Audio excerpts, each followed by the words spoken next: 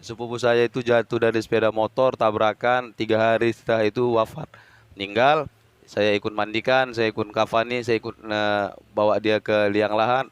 Nah, ketika waktu mau dimasukin ke liang lahat itu, saya di atas dan saya melihat di liang lahat itu bukan jasad dia, tapi jasad saya.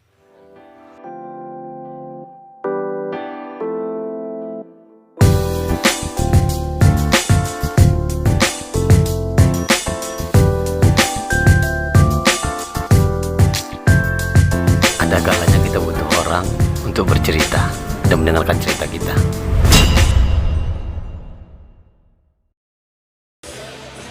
Bismillahirrahmanirrahim. Assalamualaikum warahmatullahi wabarakatuh.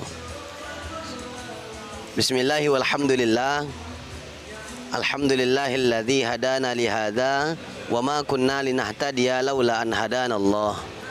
Allahumma salli ala sayyidina wa nabiyyina wa habibina wa syafi'ina wa maulana Muhammadin wa ala alihi wa sahbihi rasulillahi ajma'in, amma ba'd.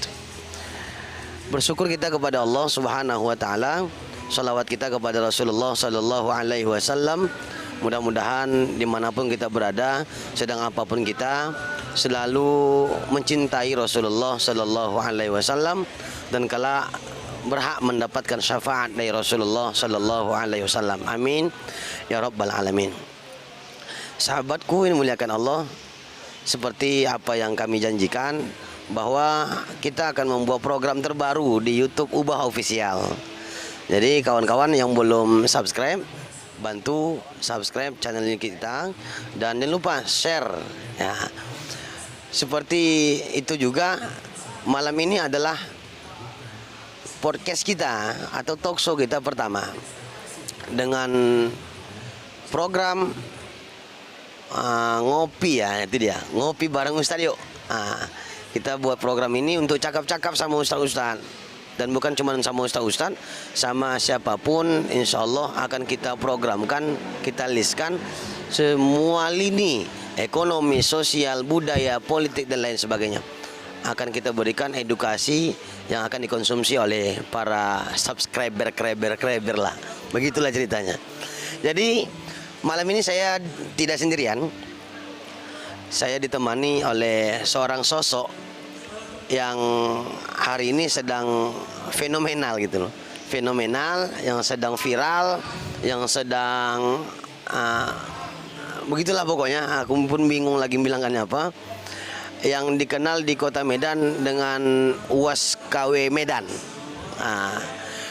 Mungkin kawan-kawan sebagian sudah tahu karena ada mengenal dari kepribadian beliau, mungkin ada kawan sekampung beliau, atau mungkin jamaah dan fans dengan beliau. Saya sendiri pun fans dengan beliau. Nama beliau Al-Ustadz Haji Arif Habibie Batubara. Amin. Yang kita gelar dengan UAS KW-nya Medan. Oke, kita sapa dulu guys ya. Subscriber. Kita sapa dulu beliau. Beliau di samping saya nih, nggak jauh-jauh. Sedang begitulah. Assalamualaikum Ustaz. Waalaikumsalam warahmatullahi wabarakatuh. Apa kabar Ustaz? Alhamdulillah, masih sehat. Alhamdulillah. Ini tak mengganggu nih kan Ustaz? Enggak mengganggu. Entah mana tahu kan sibuk-sibuk Sedikit dengan ganggu banyak ya. Oh ya. Mungkin tah karena sibuk dengan bisnis seafoodnya. Ini juga untuk subscriber. Beliau selain sebagai pengajar, pendidik, dai, beliau juga pengusaha. Pengusaha seafood. Seafood itu diambil dari dua kata, sea dan food. Artinya sea, itulah dia, food, makan. Jadi itulah dia makan. Kita sapa dulu beliau, Ustadz Haji Arif Habibie Batubara. Ustadz, hari ini nama Ustadz lagi viral di kalangan media sosial dan terkhusus di kalangan anak milenial. Yang mereka itu mengatakan kalau di Riau atau di Asahan kelahirannya ada Ustadz Abdul Somad LCMA, di Medan di Sumatera Utara kita juga punya katanya. Nah, kalau kami tengok-tengok memang mirip Ustadz. Apalagi kalau udah foto berdua nih, foto berdua sama UAS, mudah-mudahan Allah jaga beliau. Amin. Begitu di, aku bilang 11-12 lah begitu. Kira-kira Ustaz, dalam pertemuan kali ini biar kawan-kawan pun bisa mendengar, ada nggak sisi negatif atau sisi positif di saat orang menganggap wajah itu punya kemiripan dengan Ustaz Somad? Silakan Ustaz. Ya. Ini santai Ustaz, mau ngapa-ngapain siap. bisa. Ya, assalamualaikum warahmatullahi wabarakatuh. Waalaikumsalam warahmatullahi wabarakatuh. Masya Allah. Ya, pemirsa, sahabat-sahabat media sosial, khususnya YouTubers, seluruh yang melihat Sama juga video apa, ini. subscriber. Boleh, Insya Allah, mudah-mudahan yang menonton ini, apalagi yang subscriber, Allah murahkan rezekinya. Amin. Allah kabulkan segala hajat-hajatnya. Amin. Jangan lupa like like dan share sebanyak-banyaknya. Ubah official. Kalau saya sering bilang beliau ini Ustadz, bukan Ustadz, Habib Bahar KW. Allah. Alhamdulillah, mudah-mudahan Ustadz Bukhari Al-Hafiz juga selalu dalam keadaan sehat, dalam lindungan Allah Subhanahu Wa Taala. Amin. Oke Ustadz, karena menanggapi pertanyaan Ustadz tadi, apa sisi negatif dan posisi positifnya ketika saya dibilang hari ini mirip dengan Ustadz Abdul Somad LCMA. Kemudian beliau lahir di Asahan. Kalau saya lahir itu samping Asahan. Oh, sampingnya. Di samping. Berarti Asahin. Asahan itu. Oh, iya. Saya Asahan, saya Labuan Batu Utara. Tepatnya di Tanjung Ledong. Tanjung Ledong. Kecamatan Kuala Ledong, Kabupaten Labuan Batu Utara. Jadi anak-anak Labuan Batu Utara tidak ada kata tidak untuk tonton video ini, subscribe. Oke. Insya Allah, mudah-mudahan berkah.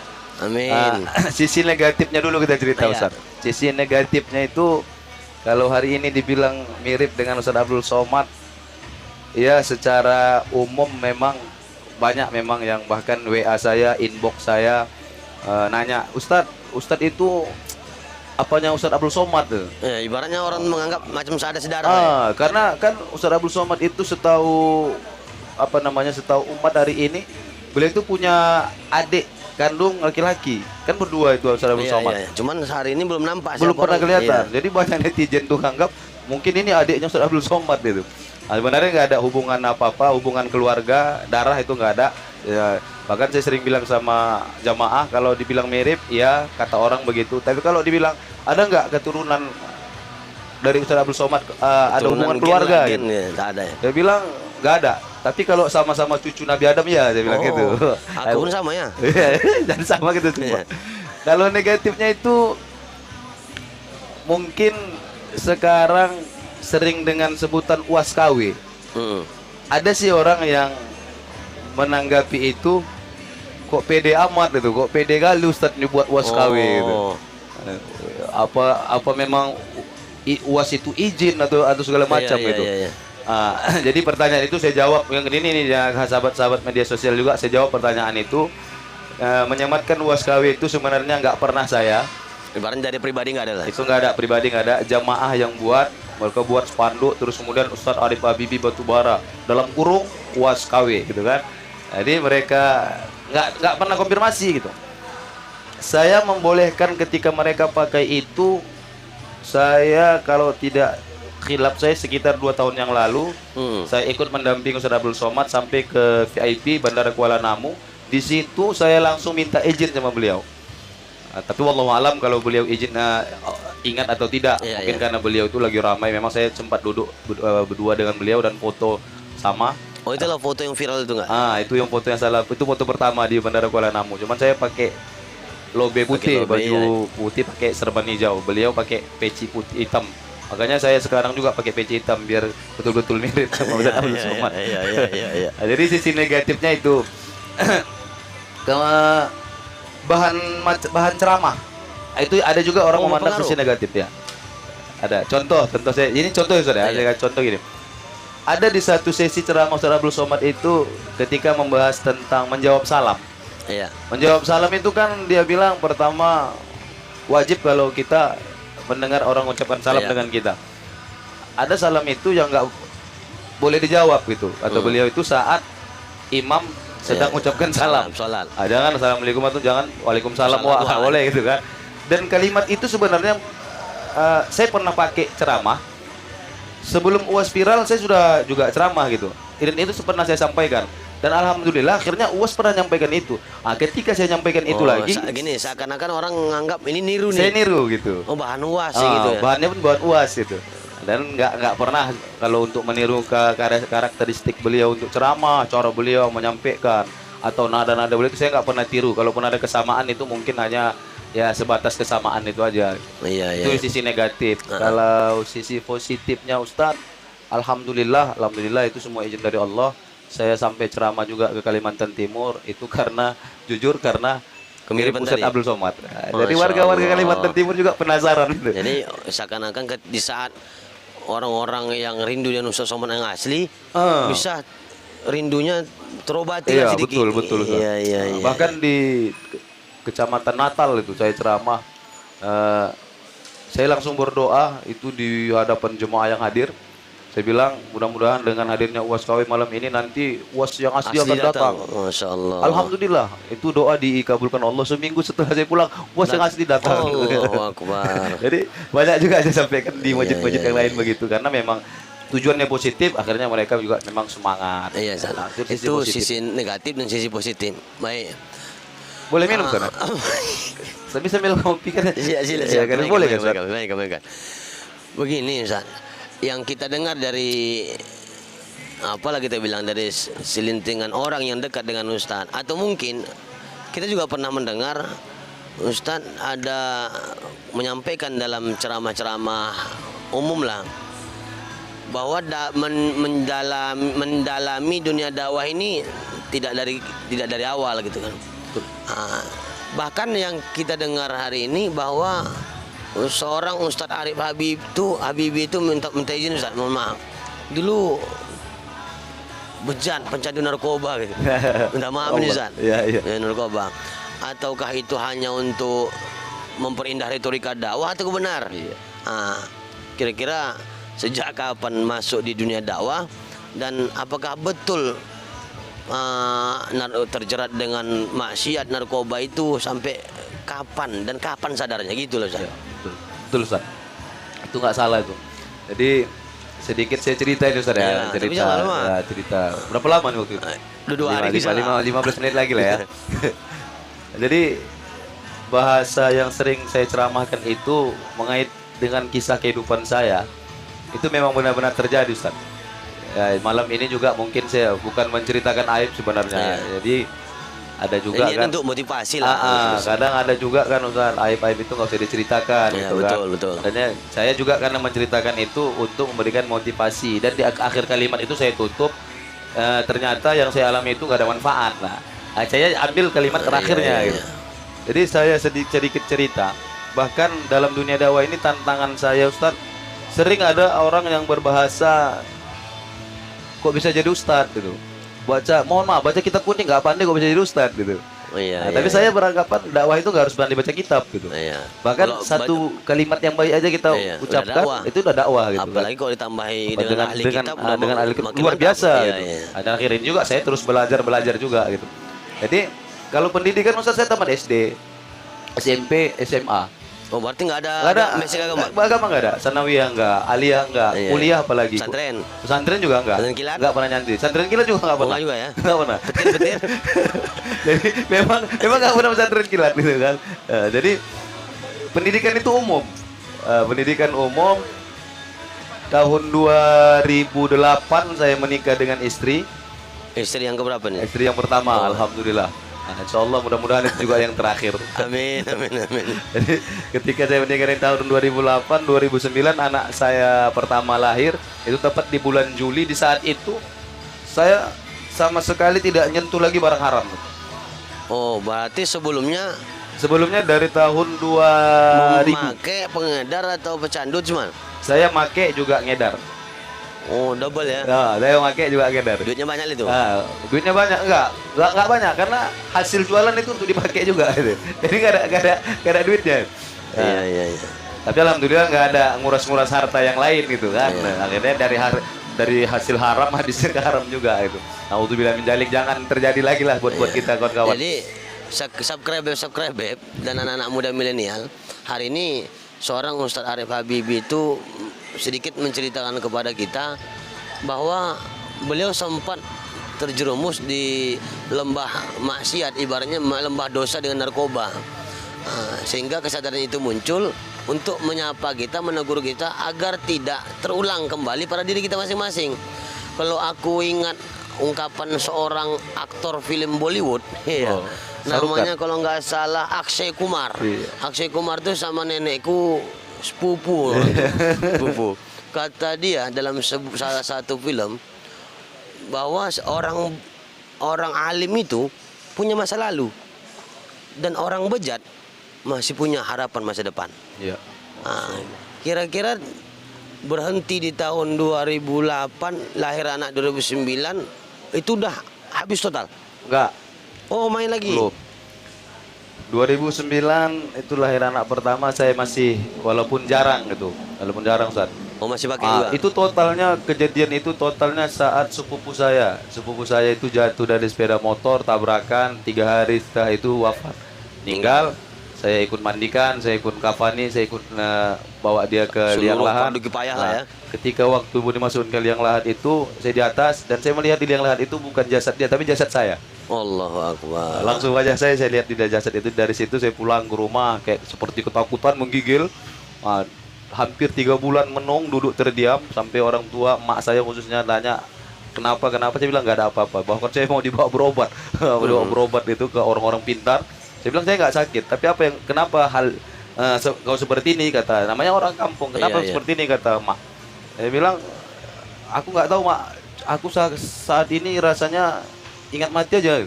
Allah. Akhirnya waktu saya sudah jalani dunia dakwah, baru saya temukan jawabannya. Kapan itu? Jawabannya saya temukan itu salah satu ungkapan dari ulama kita, almarhum Ustadz Arifin Ilham. Beliau bilang gini, pernah saya dengar ceramah beliau, kalau ingin jalan ekspres untuk tobat, jalan cepat untuk tobat, banyak-banyak mengingat kematian. Itu pesan beliau. Allahu Akbar. Jadi saya udah alami itu. Ibaratnya kata Rasulullah dalam hadis, cukuplah kematian itu menjadi pelajaran. Iya, betul. Kafa bil mauti. Aku begini hadis sudah tak paham kan? Ya, itulah, apalagi aku kan. Berarti pada saat menyelesaikan fardu kifayah itu, melihat seakan-akan kita yang mati, maka timbul kesadaran. Iya. Rasa takut mati itu muncul, akhirnya ambil kesimpulan total. Iya, di situ total saya tobat dan berangkat ke masjid.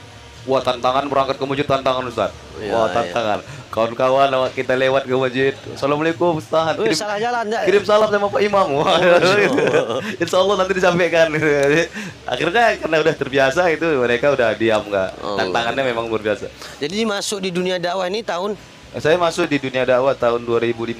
2015. Anak kedua saya lahir. Di situ anak kedua saya lahir malam tanggal 9 Desember lahir, anak perempuan saya nomor 2. Tanggal 10 Desember besoknya itu saya disitulah khutbah Jumat.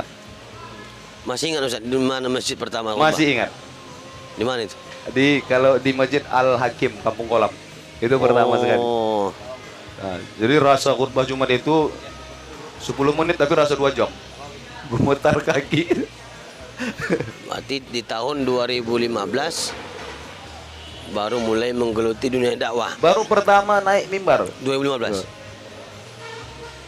Sampai Desember akhir itu kan, Desember akhir 2015. Oke. Tadi juga udah Ustaz sampaikan tantangan-tantangan dan rintangan-rintangan dalam dakwah.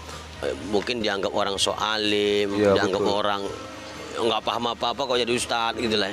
Berarti itu mungkin ada juga di ibaratnya di tubuh para dai-dai muda kita hari ini lah kan. Kira-kira Ustaz untuk menutup pertemuan kita ini nggak usah lama-lama, karena kalau lama-lama nanti minum kopi pun tak siap-siap juga kan. Iya. Jadi kan kalau nggak habis kan nggak mungkin namu-namu kan. Itu masalahnya, belum makan pula ini kan. Kira-kira ada nggak pesan-pesan untuk sahabat-sahabat dai lah, yang dai-dai pemula yang hari ini lagi merintis di dunia dakwah, yang kadang ada rasa titik jenuh dalam dakwah itu? Ketika cemoohan orang datang, ketika kita sadar ilmu tak ada, macam akulah, ada rasa malas untuk dakwah itu.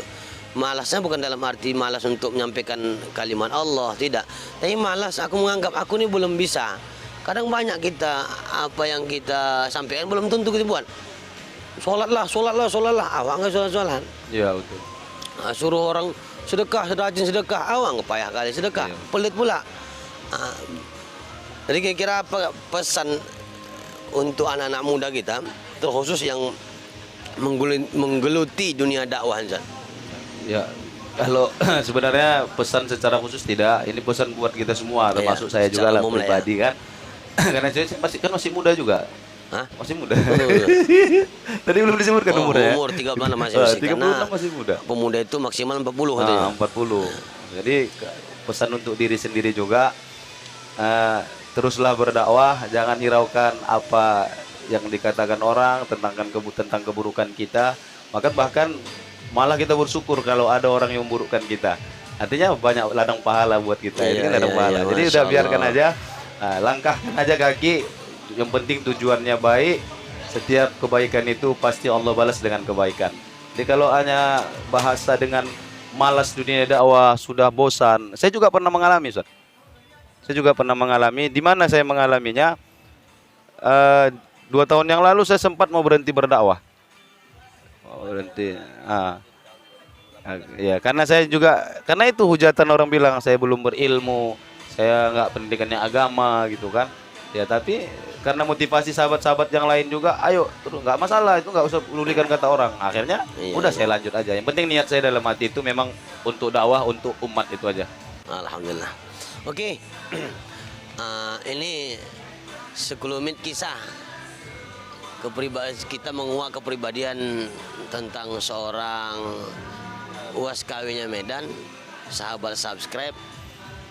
Mudah-mudahan pertemuan kita sama beliau bisa menambah semangat dakwah kita, terkhusus untuk kita anak-anak muda, dan mudah-mudahan pula untuk para dai-dai yang pemula bisa kembali menguatkan semangat dakwahnya, ya. Insya Allah semangat dakwah ini akan terus muncul dan ghirah itu semakin hadir sehingga para dai-dai itu akan bertebaran di seluruh pelosok dan untuk menyampaikan risalah Rasulullah SAW. Amin. Oke, sahabat Ubah Official, mudah-mudahan cerita-cerita itu bisa menambah bahan cerita kita kembali untuk ke depan. Kalau beliau kan sudah bisa menceritakan kepada anak cucu beliau nanti bahwa hal yang baik itu yang ini, yang salah itu yang ini. Kenapa aku sampaikan yang salah? Aku udah ngerasakan. Kenapa yang baik? Karena setiap hal yang baik akan berbuah baik. Ya.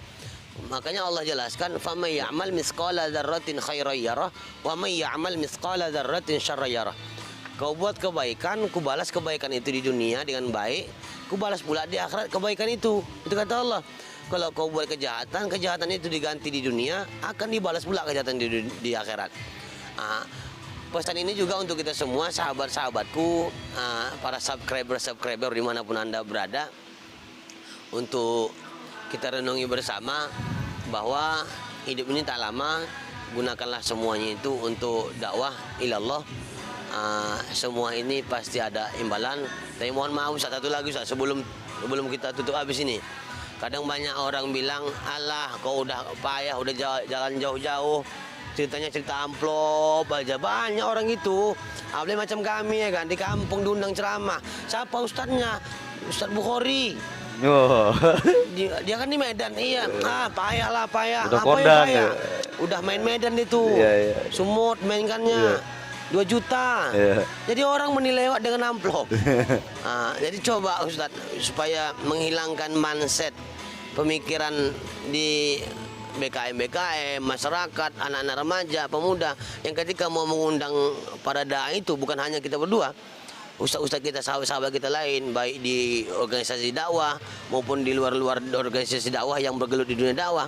Mereka menganggap ustaz-ustaz yang sudah berkecimpung di Medan ini, pemikirannya kalau nggak dibayar nggak mau datang, nggak jelas duitnya.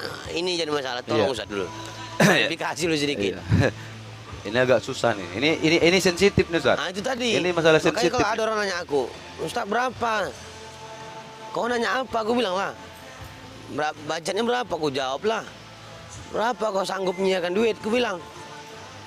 2 juta, 3 juta nggak cukup itu bilang terus. Iya, 1 miliar pun kau bayar nggak bisa ini. iya betul. Ya gimana? Makanya nggak usah kau tanya, aku bilang gitu. Cuman Ustaz. Oh, Nah, Masya kira-kira Allah, luar biasa itu Ustaz. Hah?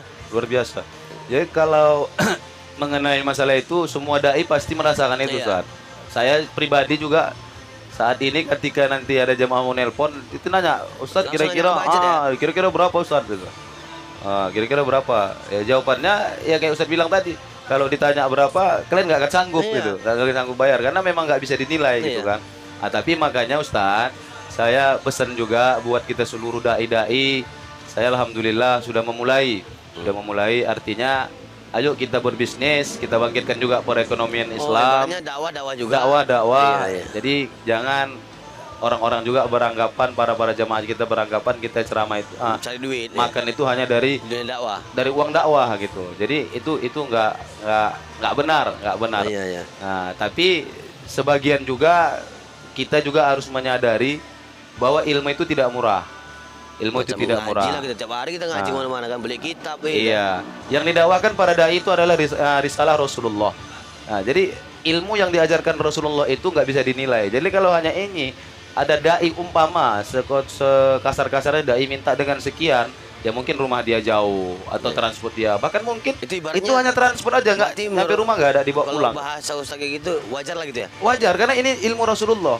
Tapi kita juga para dai jangan sampai pasang tarif seperti Iya. sekian, kalau nggak sekian aku nggak datang gitu. Cuman kadang orang nganggap gini menjatuhkan kita Rasulullah yang nggak dibayar katanya. Iya, Rasulullah memang nggak dibayar. Tapi kita sebagai umat Rasulullah harus menghargai ilmu yang diajarkan Rasulullah. Ya kalau hari ini kita ceramah kan jarang Ustaz di salam cium tangan, ya kan? Sendal kita aja ceramah masuk ke masjid, satu di timur, satu di barat kita keluar kan? Aku pernah ke Perbangun Ustaz. Ceramah aku pakai sepatu, pulang pakai selup. Dilarikan kambing gitu. Orang itu mungkin mengamalkan kaji lah kan. Nah, Tinggalkan yang jelek, ambil yang ambil yang bagus. bagus, ya, masya Allah. Ya, nanti ibaratnya insya Allah wajar bisa diamalkan juga itu Ustaz. Bisa, tapi kalian jangan. Ya, jangan. Nah, jangan sama aku, sama usaha lain. Ibaratnya wajar lah, tapi asalkan masih dalam batas kewajaran dan tidak masang tarif. Terkadang begini Ustaz, ini mohon maaf sedikit aja. Ada kadang suatu tempat itu buat acara, fasilitas itu mengeluarkan biaya besar Ustaz. Panggung. Nah, saya belum ceramah, saya nemani Ustadz. Ada salah satu seorang Ustadz, saya 2 tahun ikut beliau.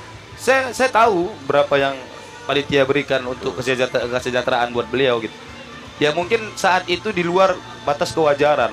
Sementara fasilitas, rata, panggung itu nilainya jutaan. Bahkan yang dikasih dengan Ustadz itu mohon maaf di bawah setengah jutanya gitu. Udah Jadi setengah kan- juta di bawahnya lagi. Iya, di bawahnya lagi kan lebih harusnya yang lebih dimuliakan mananya itu. Iya. Nah, tapi ustadz itu nggak minta dimuliakan seperti itu. Tapi insya Allah ketika kita berdakwah ikhlas ke sana ke sini walaupun nggak ada yang diberikan, tapi yakin dan percayalah Allah akan ganti rezeki itu dari jalan yang lain pasti. Ya, intan surullah yang surukum. Ya, pasti. Amin ya Allah. Masya Allah. Ini tak terasa udah setengah jam juga aku tengok ini. Nah, udahlah ya kan. Udah lama banyak. Nah, Ini awak nih payah kan sama-sama orang Tanjung Bali nih. kadang kalau kami dikasih bercakap jangan dibiarkan.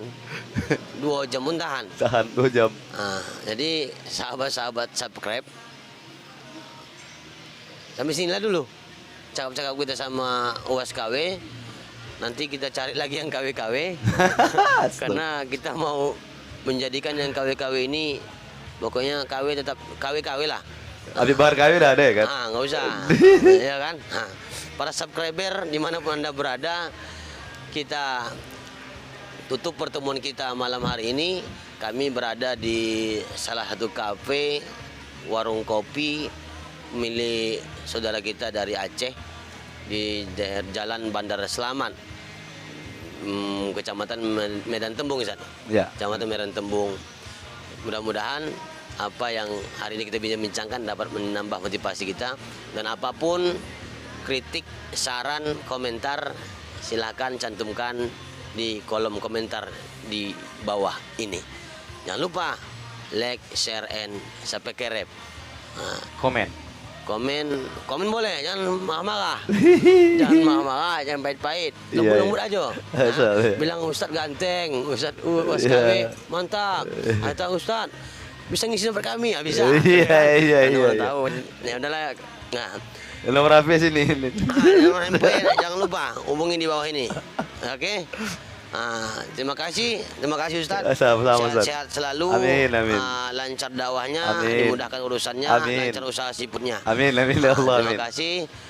Kami undurkan diri dari hadapan sahabat-sahabat subscribe sekalian. Usikum nafsi bitaqwallah. Nasrun minallahi wa fathun qarib. Wa basyiril mu'minin. Assalamualaikum warahmatullahi wabarakatuh. Waalaikumsalam warahmatullahi wabarakatuh. Masyaallah.